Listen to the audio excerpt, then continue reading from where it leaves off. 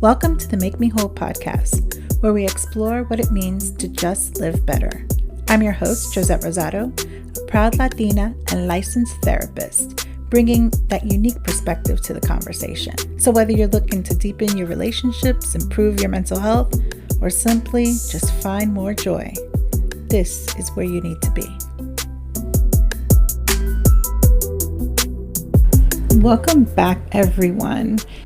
So for those of you who don't know, I'm Joset, a fellow wanderer on this journey of self-awareness and growth. So whether you're a first-time listener or a loyal companion, know that this space is sacred, a cocoon of thoughts, questions, and definite revelations. If you've tuned in before, then you're aware that we often swim deep into the waters here. We're all about understanding our quirks, our demons, our blessings, and our choices. Now, let's slice through the niceties and get down to the heart of today's topic. It's both simple and complicated, and it's this. People who are not treating you well are not going to treat you better if you work harder. This statement is a double-edged sword, cutting both ways. It frees you, but it also holds up a mirror to some really hard truths. I want you to sit down with this for a moment. Let it seep into the deepest crevices of your soul, because grasping the full weight of this statement can, and I believe will, change the trajectory of your relationships, whether they be personal, professional, everything in between. Picture this. Life as a stage, and we're all performers. Sometimes actors, sometimes audience. You, my friend, cannot control other people's roles in your life. You can't script their lines or actions. Some will applaud you. Others might boo you from the shadows. You can't change them by working harder on your performance. The belief that if you read your lines better or make your steps more perfect, others will treat you better is bullshit. You don't control their actions, only your own reactions. Well, I was the clearest example of a lost wanderer. And what made it worse? I held onto a compass I thought pointed to mutual respect and love. But that compass was defective.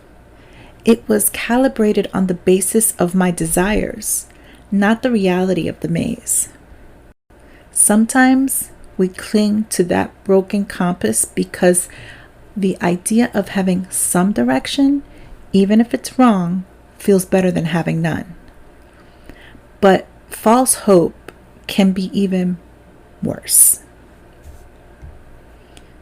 This is where we dig ourselves into a bottomless well. You throw down your bucket deeper and deeper, believing that this time, surely you'll bring up water.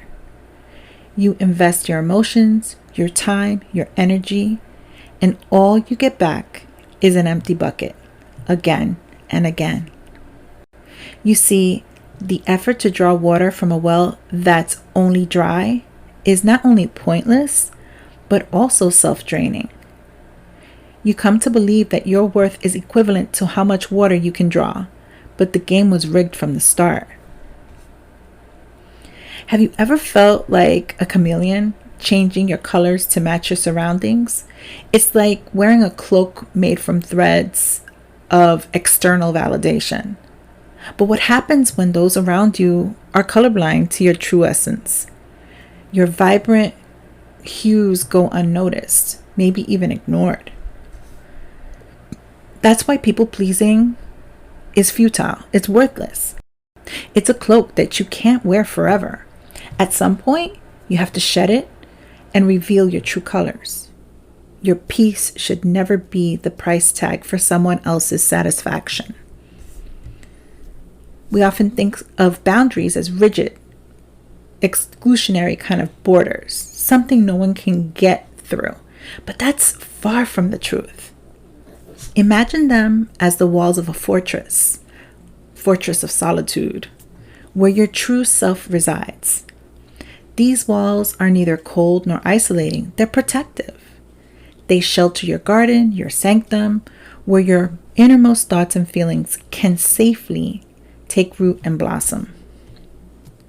A fortress is not just a defense mechanism, it's a declaration. It states, without a doubt, this is my space and I'm the guardian.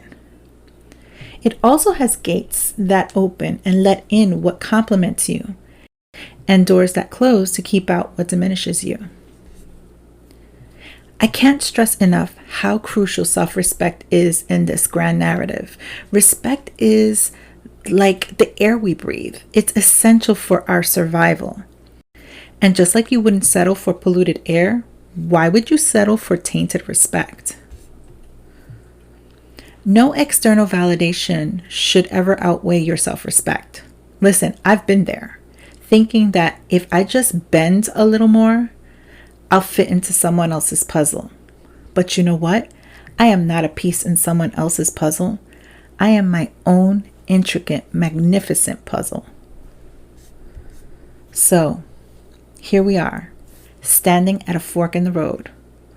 One path is paved with the temptation of external validation, the other with the sometimes thorny but always rewarding path of self-love and respect. It's never too late to switch your path. My advice to you, born out of my own trials and tribulations, is to choose the path that leads you to the best version of yourself, even if you must walk it alone for a while. Before we wrap this up, if you found yourself nodding in agreement or lost in introspection, share this episode. Let's create a ripple effect of self-awareness and dignity. Life's too short to live in the labyrinth of someone else's design. I'm sending you positive vibes and hoping that you are able to walk in your path with your head held high, your boundaries strong, and your self-respect non-negotiable. Thank you so much for listening to our episode today. I'd really love to hear from you, so reach out and send us an email at joset@mmwpodcast.net. You can also find us on Facebook, Instagram, and TikTok at Make Me Whole Podcast. Remember, complain less and do more, and I'll see you on the next one.